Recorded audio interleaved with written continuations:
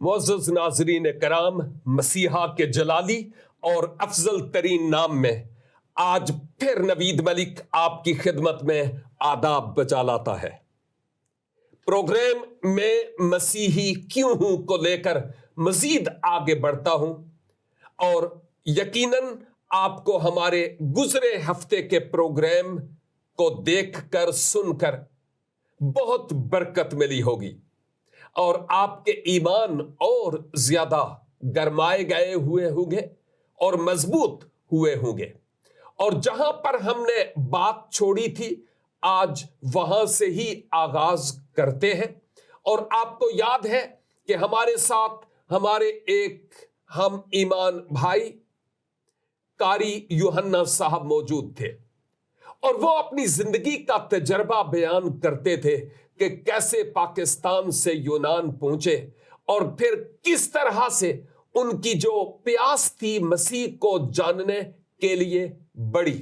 میں ایک دفعہ پھر اپنے اس پروگرام میں آپ کو ویلکم کرتا ہوں، خوش آمدید کہتا ہوں، اور آپ کا بہت بہت شکریہ کہ آپ ہمارے اس پروگرام میں پھر سے زینت کا سبب بنے اور تشریف لائے، اور یقیناً بہت سارے لوگ گزرے پروگرام کے وسیلہ سے برکت پائے اور مضبوط ہوئے ہیں۔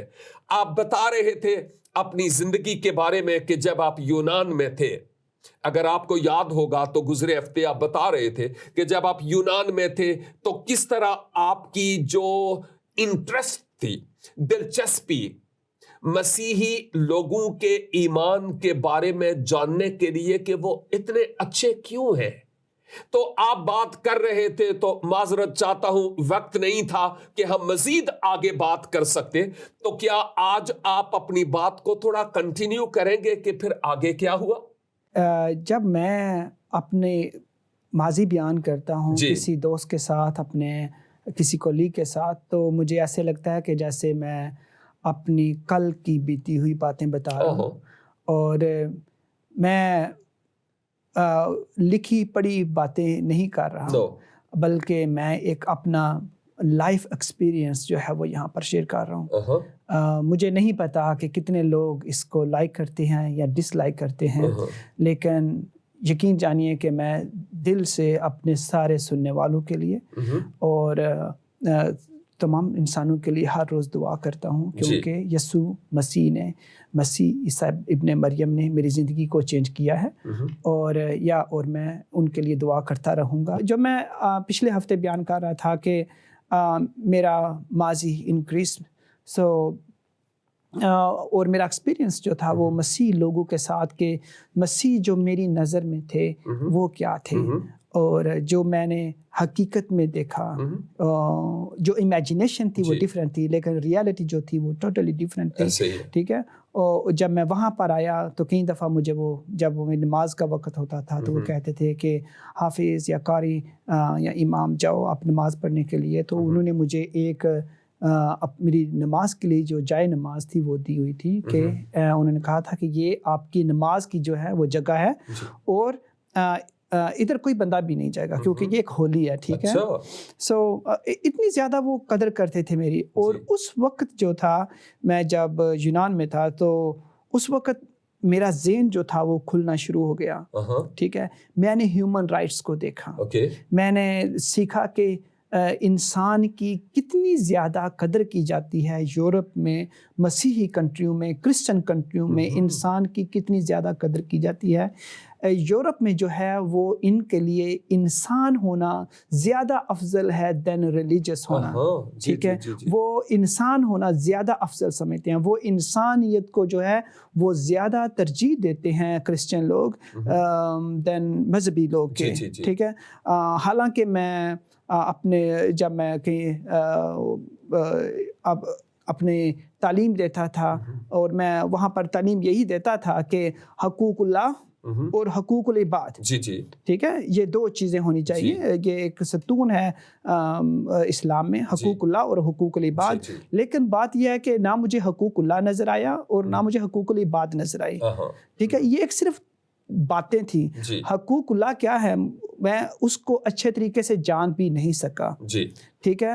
میں ابھی کتاب مقدس کو پڑھتا ہوں, ہر روز پڑھتا ہوں, اور ہر روز یہی سمجھتا ہوں, میں ابھی ماسٹر کر رہا ہوں, اور ہر روز یہی سمجھتا ہوں کہ شاید یہ میرا پہلا دن ہے خدا کو جاننے کے بارے میں, کیونکہ وہ اتنی بڑی ہستی ہے, میں اس کو جان نہیں سکتا, ٹھیک ہے, لیکن میں اس کو روح کو پکار سکتا ہوں کہ وہ مجھے بتائے, وہ مجھے گائیڈ کرے, ٹھیک ہے.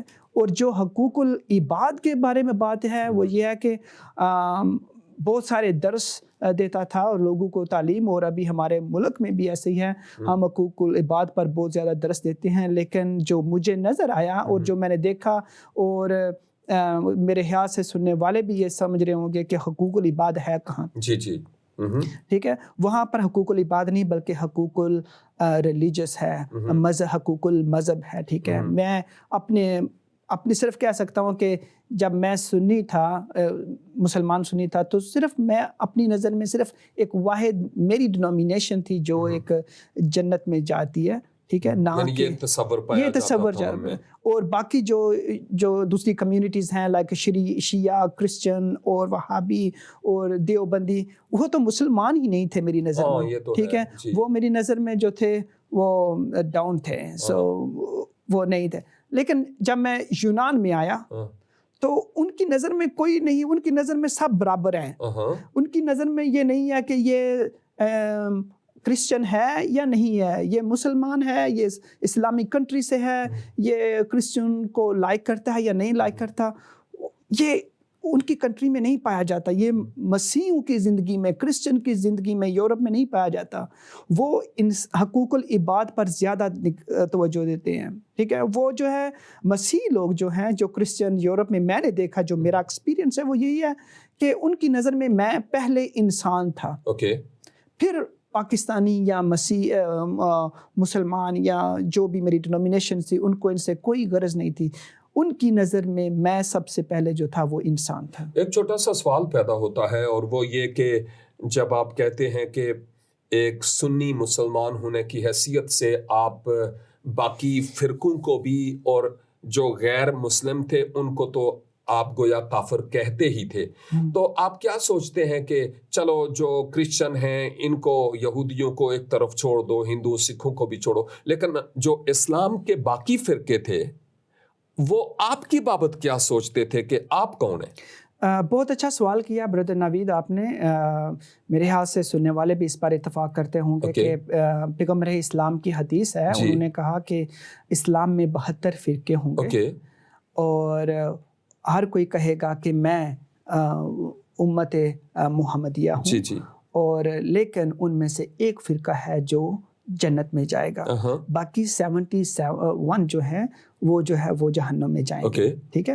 سو میری نظر میں اکارڈنگ قرآن حدیث میں وہ فرقہ یا وہ ڈینومینیشن یا وہ فرقہ تھا جو میں یہ پروف کرتا تھا, نہ کہ جس دعویٰ کرتا تھا, بلکہ اکارڈنگ قرآن حدیث میں پروف کرتا تھا کہ میں ہی وہی ہوں جو جنت میں جاؤں گا. اور میری نظر میں جو ہے وہ وہابی, شیعہ, مرزئی اور دوسرے دیوبندی, یہ سارے وہ جہنمی ہیں,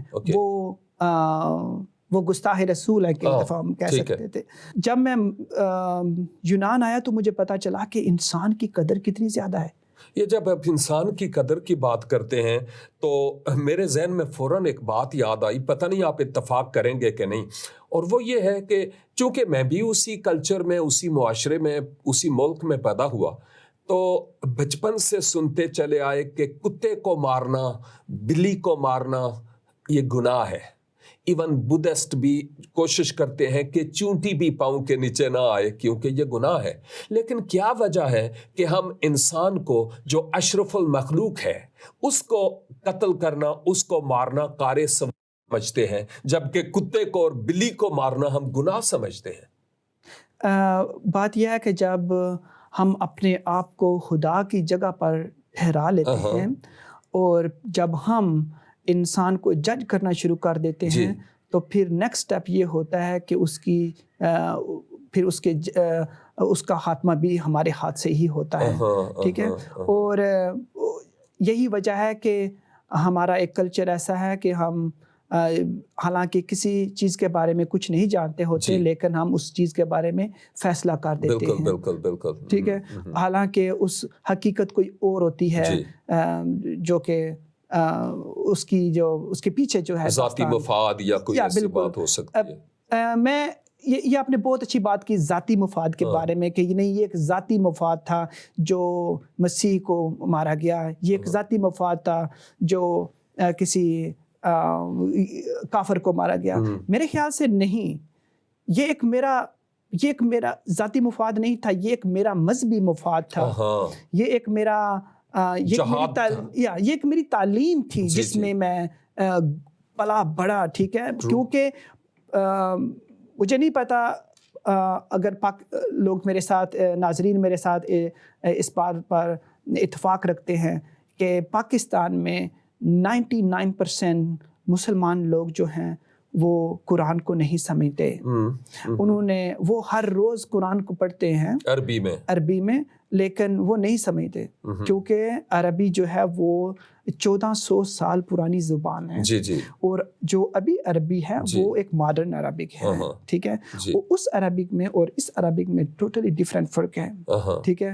اور اس میں حالانکہ کیوں نہیں وہ پڑھتے عربک؟ وہ اس لیے نہیں پڑھتے کیونکہ حدیث ہے کہ پیغمبر اسلام نے کہا کہ اگر آپ قرآن کو پڑھتے ہیں تو ہر حرف کے بارے میں ہر لفظ کے بارے میں آپ کو 10 نیکیاں ملتی ہیں. لائک جب آپ کہتے ہیں الف لام میم تو اس کا مطلب ہے آپ کو 30 نیکیاں ملی ہیں. سو سارے لوگ جو ہے پاکستان میں وہ کیونکہ ہمارے مذہبی رہنما نے یہی سکھایا کہ اگر آپ اس کو پڑھیں گے بار بار پڑھیں گے تو آپ کو نیکیاں ملیں گی تاکہ جنت میں جا سکیں. تو یہ سبب ہے کہ ہم ترجمہ کے ساتھ قرآن حکیم کی تلاوت نہیں کرتے, ہم نیکیاں بٹورنے کی کوشش کرتے ہیں. بالکل یہی ہے.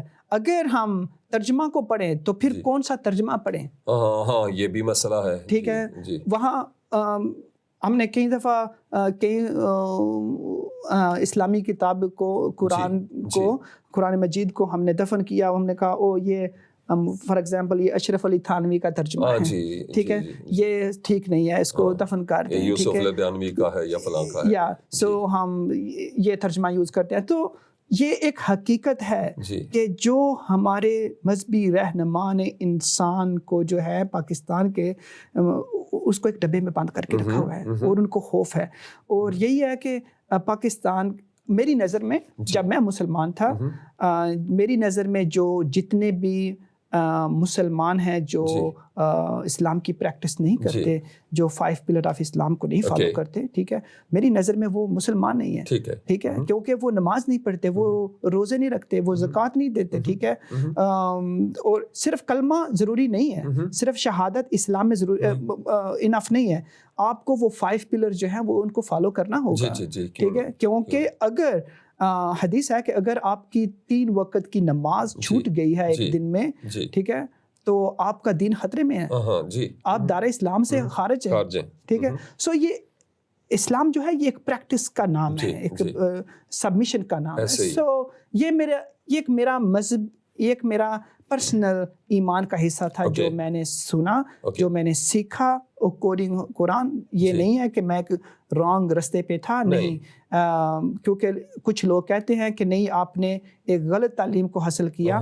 سو میں نے, کیونکہ جو بھی میں نے حاصل کیا, جو بھی میں نے سیکھا, وہ میں نے اپنے ساتھ ساتھ. ہر شخص کا اپنا شخصی فیصلہ ہے کہ وہ کیا ہونا چاہے, اور کیونکہ ویسے بھی دین میں جبر نہیں ہے, اسلام کہتا ہے تو ہمیں ماننا چاہیے. سوری میں آپ کو بعد لے آیا یونان سے. تو بات ہو رہی تھی کہ ان مسیحی لوگوں کے ساتھ آپ کی رفاقت رہی اور کافی آپ متاثر ہوئے, پھر آگے کیا ہوا؟ یہی وجہ تھی کہ جب میں نے وہاں پر دیکھا کہ ان مسیح لوگوں کی زندگی میں کہ وہ انسان کی کتنی قدر کرتے ہیں. ان کی نظر میں ایک انسان پہلے تھا, دین مسلم تھا. سو پھر اس وقت جو تھا وہ میرا مائنڈ جو تھا وہ کھلنا شروع ہو گیا. میں نے ان لوگوں سے سیکھنا شروع کیا, اور اس وقت جو تھا وہ میں نے دیکھنا شروع کیا کہ ہم پاکستان میں مسیح لوگوں کے ساتھ کیسا سلوک کرتے ہیں. ٹھیک ہے. کیونکہ ہم ایک کرسچن کنٹری میں رہتے ہیں اور وہ ہمارے ساتھ کیسا بہتر اچھا سلوک کرتے ہیں. ٹھیک ہے. اور ہم پاکستان میں جو पाकिस्तानी मसीह हैं जो कि पाकिस्तान का हिस्सा हैं, उनके साथ हमारा क्या सलूक है, ठीक है। और हम ये क्योंकि हमारा एक नेटवर्क था, हमें पता था वो ये सारा सिस्टम कैसे होता है कि किसको तौहीन रसालत देनी है, किसको सज़ाए मौत देनी है, किसको पहले कत्ल करना है, या एक सिस्टम होता है पाकिस्तान में जो कि मैं ये समझता हूँ कि पाकिस्तानी गवर्नमेंट को भी नहीं पता होता कि ये जो मजहबी रहनुमा हैं हमारे, वो किस तरह इंसान को इत्शार देते हैं, किस वक्त हल्ला बोल देंगे। या एग्जैक्टली, क्योंकि मैं उसमें एक पार्ट का हिस्सा रहा हूँ। सो उस वक्त मैंने जब देखना शुरू किया कि पाकिस्तान में मसीह लोगों के साथ, क्रिश्चियन लोगों के साथ क्या होता है, तो फिर मैंने ये सोचना शुरू किया और सवाल किया अपने आप के साथ कि मैं एक क्रिश्चियन कंट्री में रहता हूँ और वो मेरे साथ इस तरह का बर्ताव नहीं करते जिस तरह हम अपने पाकिस्तानी बहन भाई क्रिश्चियन लोगों के साथ पाकिस्तान में बर्ताव करते हैं। ठीक है, यही मेरा सवाल था अपने आप से। और फिर आहिस्ता आहिस्ता मैंने फिर दूसरे लोगों से भी शेयर किया कि क्या बात है कि हम क्यों हर रोज़ पाकिस्तान में क्रिश्चियन लोगों को मारते हैं, ठीक है, और हल्ला गुला बोलते हैं। और उनका यही आंसर था कि वो एक काफिर हैं, वो एक पलीद है। सो इस वजह से जो है वो मैंने उस वक्त सोचना शुरू किया। लेकिन इसका मकसद ये नहीं था कि मैं मसीहत में दिलचस्पी रख रहा था। मेरी नज़र में वो बिल्कुल नापाक थे, वो काफिर है मेरी नज़र में। लेकिन जब मैं देखता था उनकी अमली ज़िंदगी, सो मैं कई दफ़ा अपने दोस्तों से, दूसरे जो मजहबी रहनुमा थे या जो मेरे दोस्त थे, उनसे मैं सवाल करता था कि आप इन लोगों के बारे में क्या राय रखते हैं या क्या समझते हैं। वो भी वही रखते हुए जो आपकी थी। यस, बिल्कुल। मैं और जब हम बैठते थे बात करते थे जी, तो वो यही कहते थे कि कारी साहब या हाफिज साहब, ये लोग हमसे अच्छे हैं। अच्छा। और अगर ये लोग कलमा पढ़ लें। अच्छा, वो कहते थे ये बात। या मेरे ख्याल से जितने भी, अगर कोई मेरे नाजरीन यूरोप में सुन रहे हैं जी, तो वो ये इस बात पर इत्तेफाक रखते होंगे कि जब भी हम बात करते थे कि ये लोग कैसे हैं, तो हम वो यही कहते थे और मैं भी यही कहता था, यार ये लोग हमसे अच्छे लोग हैं, अगर ये कलमा पढ़ लें तो ये जन्नत में हमसे पहले जाएंगे। तो मैं कहता था, यार मैं क्यों नहीं जन्नत में जाऊंगा? मैं तो पहले कब कलमा पढ़ रहा हूँ, मैं तो बचपन से कलमा पढ़ रहा हूँ और मैं तो हर रोज़ विर्द करता हूँ, 5 वक्त नमाज़ें पढ़ता हूँ, हिफ्ज़ किया, मैं क्यों नहीं जाऊंगा जन्नत में? वो काफिर होकर वो कलमा पढ़कर जन्नत में जाएंगे, तो वो कहते हैं यार हम we are not good enough जी। सो यही मेरा क्वेश्चन था उनके साथ। और जब फिर सबसे बड़ा जो वाक़या हुआ पाकिस्तान में, वो जो रमशा मसीह का वाक़या हुआ, उसने मुझे हिला कर रख दिया कि वो एक 9 साल की मासूम बच्ची, ठीक है, जिसको अपने मसीहत के बारे में नहीं पता इतना, ठीक है। और कुछ उलमाए कराम ने उन पर तौहीन रसालत का इल्ज़ाम लगा दिया कि इसने कुरान के पेजेस को जो है वो जला दिया है। सो ये मेरे लिए बहुत बड़ा झटका था। हालांकि अगर मैं पाकिस्तान में होता तो मेरे ख्याल से मैं पहला शख्स होता जो बगैर कुछ तफ्तीश किए उसको कत्ल कर देता। लेकिन जब मैं आउट ऑफ कंट्री था तो उस वक़्त मेरे अंदर ये शऊर था कि मैं उसकी हकीकत को जान सकूं। उसकी, अगर वो बच्ची है, अगर उसने किया भी है तो फिर भी वो बच्ची है, वो उसकी उम्र 9 साल है, ठीक है। और क्योंकि यूरोप में अगर आप अंडर 18 हैं, अगर आपसे कोई गुनाह हो जाता है या अगर आप कोई गलती करते हैं तो आप बच्चे गिने जाते हैं, ठीक है। तो जब ये रमशा मसीह का वाक़या हुआ तो उस वक़्त मेरे दिल पर बहुत बड़ा दचका लगा और बहुत बड़ा सवाल था मेरे सामने कि क्या वाक़या ही इसको कत्ल किया जाना चाहिए, जिस तरह के पूरे पाकिस्तान में तहरीक चल रही थी और मेरे ग्रुप के लोग जो थे वो तहरीक चला रहे थे इसको। और उसके बाद फिर जब ये बदामी बाग में वाक़या हुआ, ठीक है, लाहौर में, और वो मेरे शहर में था, और वो सारा सिस्टम जो था उसका हमें पता था कि ये कैसे हो रहा है। ये भी बहुत बड़ा क्वेश्चन मार्क था मेरी ज़िंदगी में कि ये क्यों हो रहा है, ठीक है। اور جب میں کسی اپنے علماء کرام سے بات کرتا تھا یا اپنے کولیگ سے تو وہ یہی کہتے تھے کہ اکارڈنگ قرآن حدیث is right to kill them. اور جب پھر سب سے بڑی جو چینجز میری زندگی میں آئیں یہ آہستہ آہستہ میں دیکھ رہا تھا, فوکس کر رہا تھا کہ کیا ہو رہا ہے. سب سے بڑی چینجز جو میری لائف میں آئیں وہ یہ تھی, وہ تھی آسیہ بی بی. اچھا. آسیہ بی بی جو ہے اس نے میری زندگی کو چینج کیا. جب اس کو پکڑا گیا اور اس کے بارے توہین رسالت لگائی گئی, سو اس وقت میں ادھر ہی تھا یونان میں. جی.